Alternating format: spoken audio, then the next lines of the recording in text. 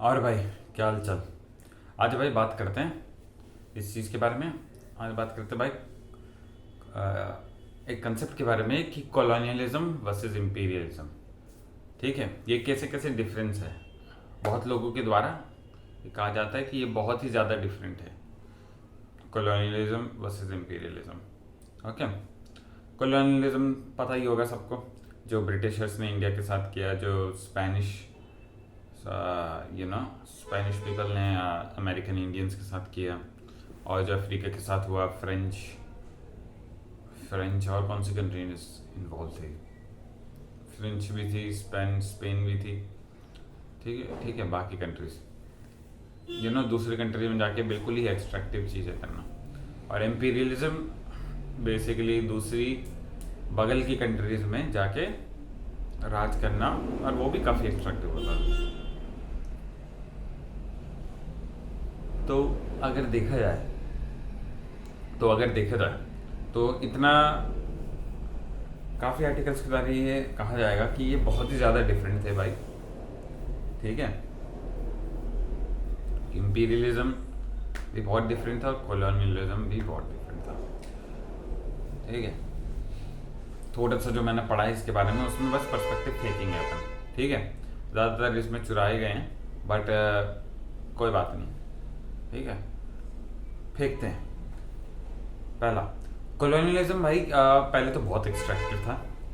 ठीक है, जो भी था उसमें जाते थे, सामने वाले को हम उसमें कैसे देखते थे, जो सेटलर्स हैं ऑलरेडी, सेटलर्स या फिर नेटिव पीपल हैं, उनको हम कैसे देखते थे, उनको हमारे द्वारा, कॉलोनियलिस्ट के द्वारा ये देखा जाता था कि ये तो इंसान ही नहीं है, इनमें कोई दिमाग नहीं है, इनमें कोई ऐसा मतलब कोशण ही नहीं है दिमाग में जो ये अपना खाना पीना कर पाएँ।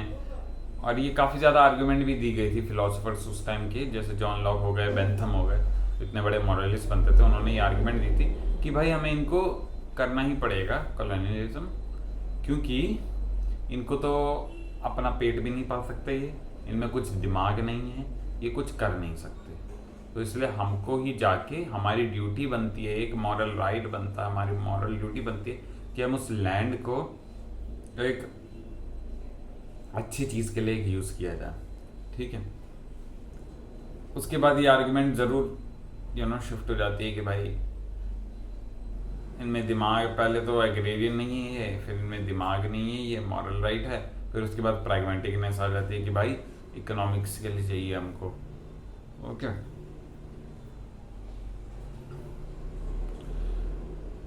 ये हो गई बात। अब आते हैं इंपीरियलिज्म पे।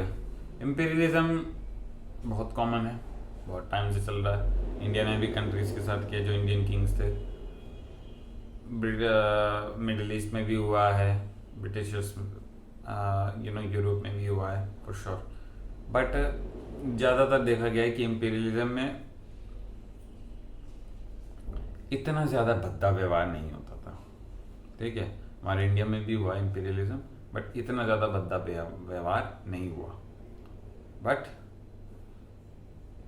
ये भी एक चीज़ है कि भाई कॉलोनियलिज्म और इंपीरियलिज्म में इतना भी कोई डिफरेंस नहीं है मेरे हिसाब से। थोड़ा सा तो डिफरेंस है ही भाई, कि जैसे हम सामने वाले को परसीव करते हैं कि उसको बिल्कुल ही इंसान का दर्जा नहीं देना, वो मेरे हिसाब से आता है कॉलोनियलिज्म, कि ये डिज़र्व ही नहीं करते कोई मोड ऑफ थॉट या फिर कोई एग्रीकल्चर थॉट।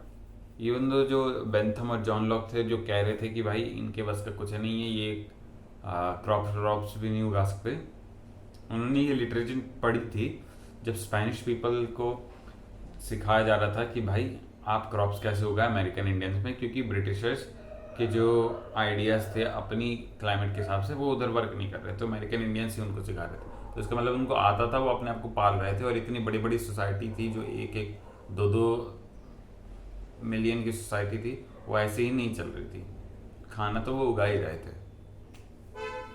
तो मेरे हिसाब से कॉलोनियलिज्म एकदम से एक्सट्रैक्टिव होता है, सामने वाले को बिल्कुल ही इंसान का दर्जा नहीं देना चाहते वो, और ना देते।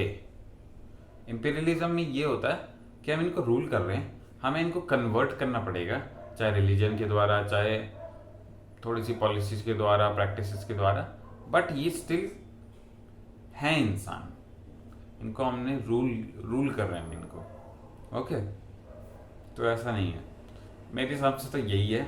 अभी मेरे पास इतनी पर्सपेक्टिव है भाई, थोड़े कम लगे हों, ज़्यादा लगे हों, कोई बात नहीं, बट तुम बताओ तुम्हें कैसा लगा ये। Okay, bye bye.